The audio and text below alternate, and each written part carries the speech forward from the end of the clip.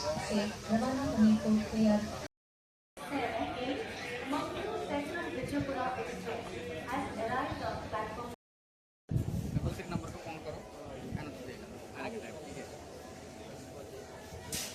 Double bed cabin भी है।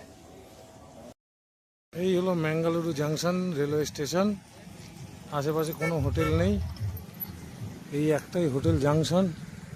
এক চেটিয়া এই ব্যবসা করছে, আর কোনো হোটেলই নেই আশেপাশে। যেতে হলে বাইরে যেতে হবে। ম্যাঙ্গালুরু জাংশনে এই আমার প্রথম আসা, এর আগে আমি আসিনি। ভালো জায়গা।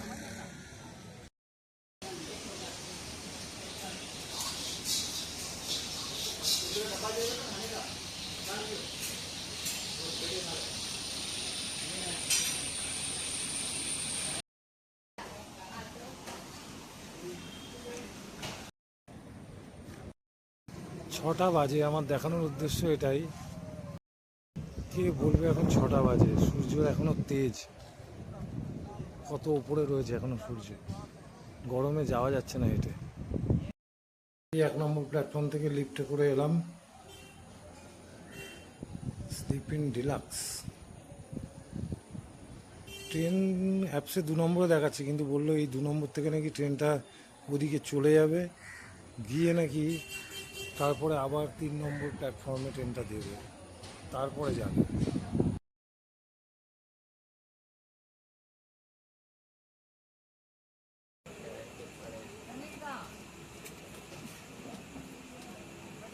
Kasaragod railway station.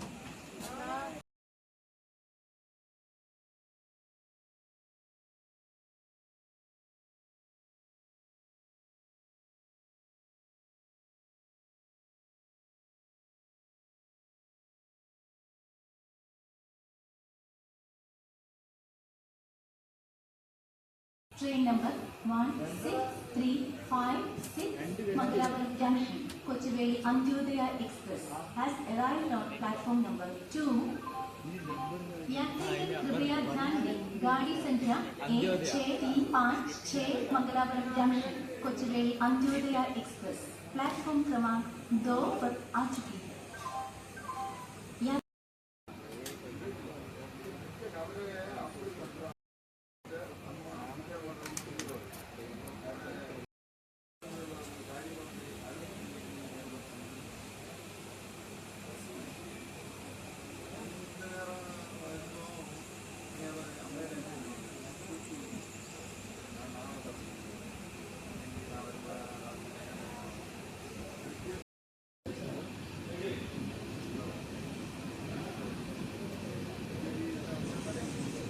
থালাসেরি।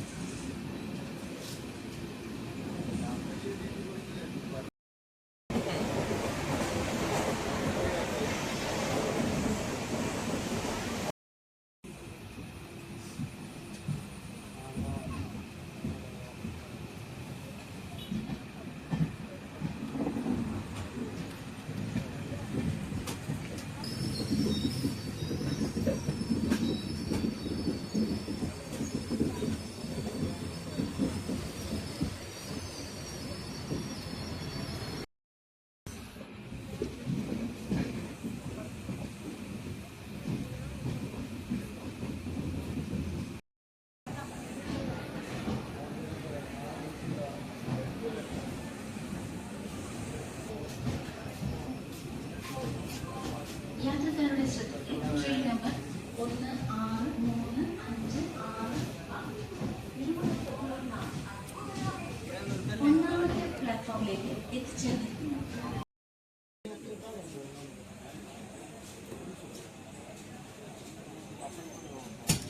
কফি নিলাম কোজিকোড় রেলওয়ে স্টেশন।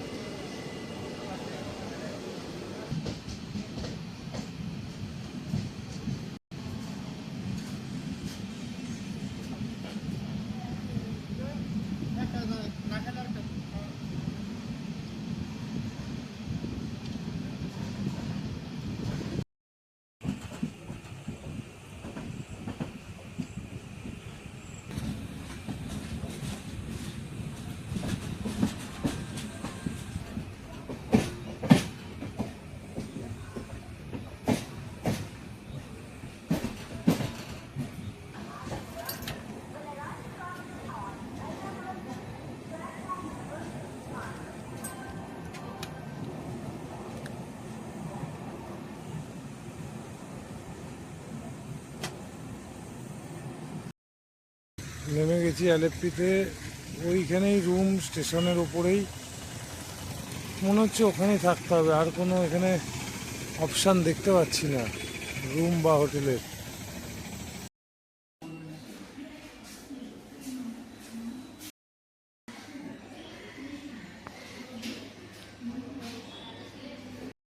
একটা মশলা ধোসা নিয়ে নিলাম, পরে কি হয় না হয়।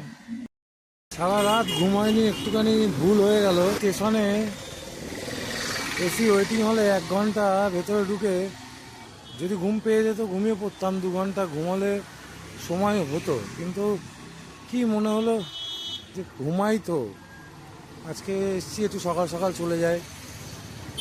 কেননা শুনছিলাম সকাল সকাল না গেলে জায়গা পেতে অসুবিধা হয়।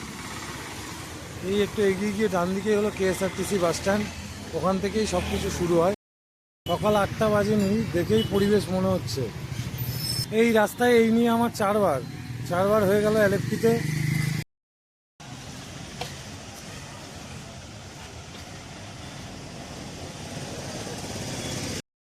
চারিদিক আজকে সাজু সাজু রব।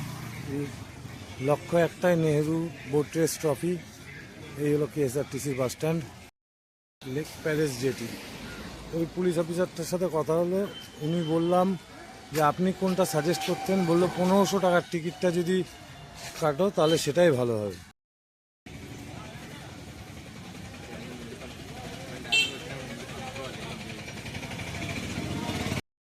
এখান থেকেই প্রথম কোট্টিয়াম থেকে এসেছিলাম, তারপরে আবার একবার এসেছি কিন্তু যাইনি, রানীকে নিয়ে গতবার এসে গেছিলাম মঙ্গল সেরু। এখন বলছে 10টার আগে মঙ্গল সেরু নেই, 10 বাজে। ভাবলাম ওইটা করে চলে যাব, কিন্তু হবে না।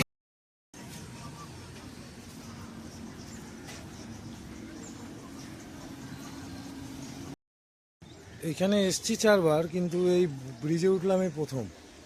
ওপারে যাচ্ছি, ওপারে নাকি মেন এই টিকিটগুলো দেয় ওপার দিয়ে যাওয়ার জন্য। দেখি হেঁটে হেঁটে ঘুরে আসি। এপারে চলে এসেছি, এই bus stand boat jetty government. 10টার সময় ভাবলাম একটা মঙ্গলসেরির চান্স নেব, তার আগে একটু এদিকটা ঘুরে আসি, দেখি কত দূর যেতে দেয়।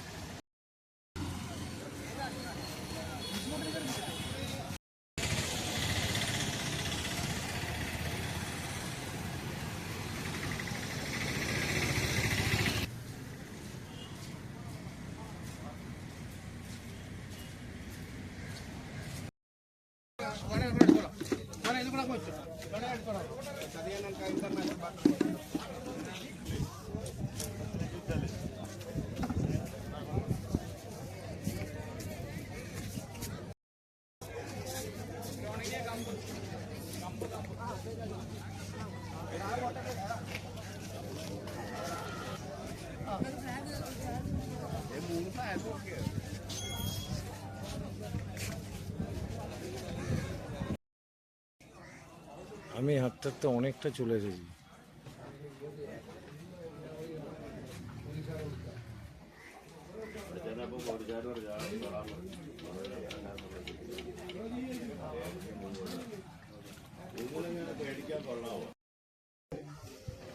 അങ്ങോട്ട് വരുന്നത്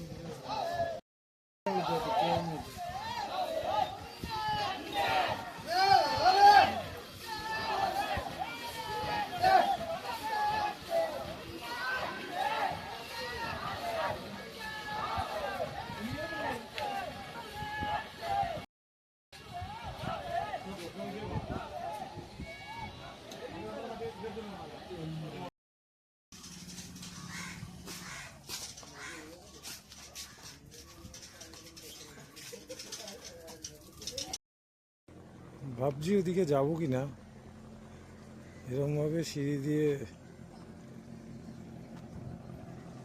অনেকটা দূর আমি হাঁটতে হাঁটতে চলে এসেছি।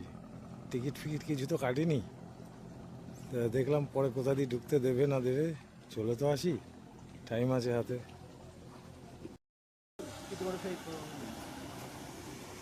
এই ধরনের খানিকটা হয়।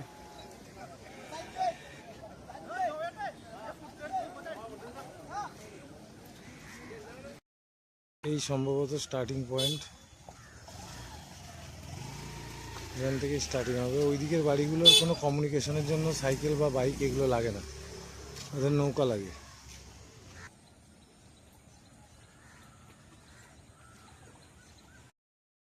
এইখান থেকে আর যেতে পারবো না, এদিকে আমার রাস্তা আটকে দিয়েছে। এই যে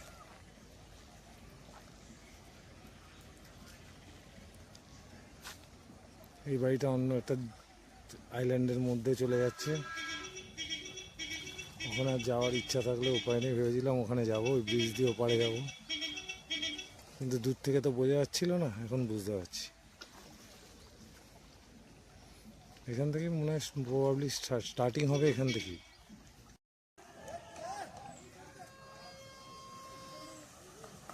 ছেড়ে দিয়েছে সবাই, তাও কত স্পিডে আসছে, সবাই এখন ব্রেক মারছে।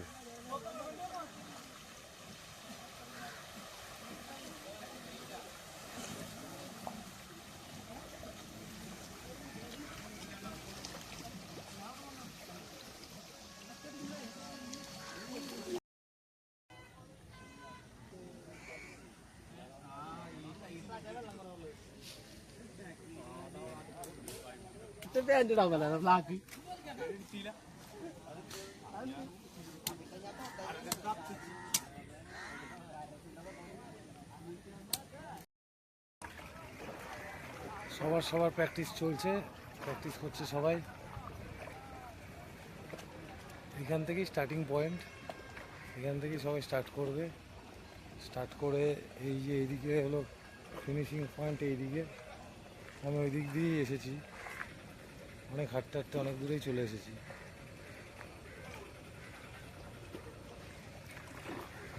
ভালোই লাগছে, অনেক দিনের ইচ্ছা ছিল যে একটু দেখবো কাছের থেকে এই জিনিসটা, যা আজকে সেই শখ পূরণ হয়ে গেল। এই পুরো ব্যাক ওয়াটারটা অ্যাকচুয়ালি ব্যাক ওয়াটারের সাথে সাথে এটা ব্ল্যাক ওয়াটারও বটে। এই এরমভাবে মাঝখান দিয়ে এরকম ক্যানেল দিয়ে ভাগ করে ফেলেছে। কিছু কিছু জায়গায় এরকম ব্রিজ আছে, আর যেখানে ব্রিজ নেই সেখানে মাধ্যম একটাই, সেটা হলো ওই ছোটো ডিঙি বা নৌকা, ওই করেই যাতায়াত করতে হয়।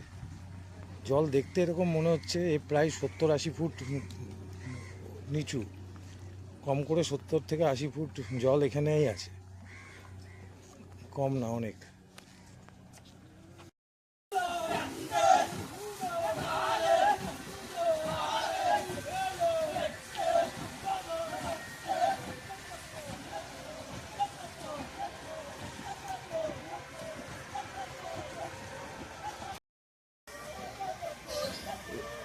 అన్ని చూపించారు, డిశ్చార్జ్ అవి దగ్గర నుంచి అన్ని చూపించారు. ఆల్రెడీ ప్రసాద్ మానేసం మళ్ళీ మమతా నరసింహన్ ఉందంటే అక్కడికి వెళ్ళాం ఫస్ట్. ఆవిడే చెప్పింది, ఫైండ్ అవుట్ చేసింది మనకి ఇష్యూ.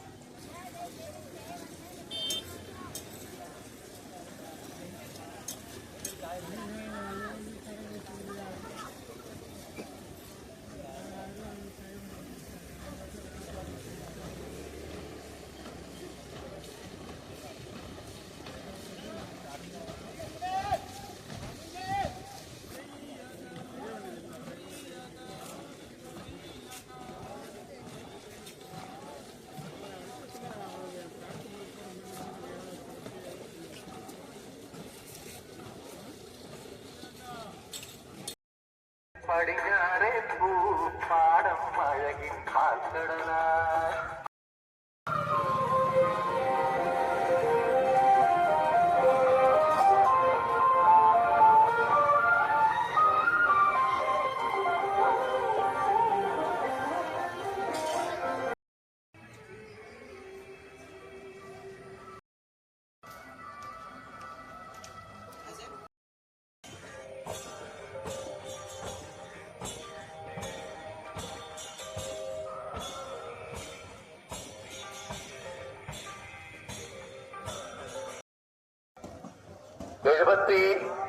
രണ്ടാമത്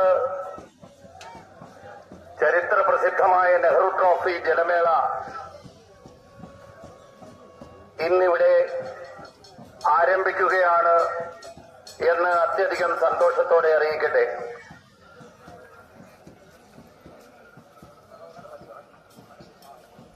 ഏഴ് പതിറ്റാണ്ട് പിന്നിട്ട കേരളത്തിലെ ഏറ്റവും വലിയ ലോകത്ത് কিছু বুঝলেন আপনি? আমি কিন্তু কিচ্ছু বুঝতে পারলাম না, এরা কি বলতে চাইবে।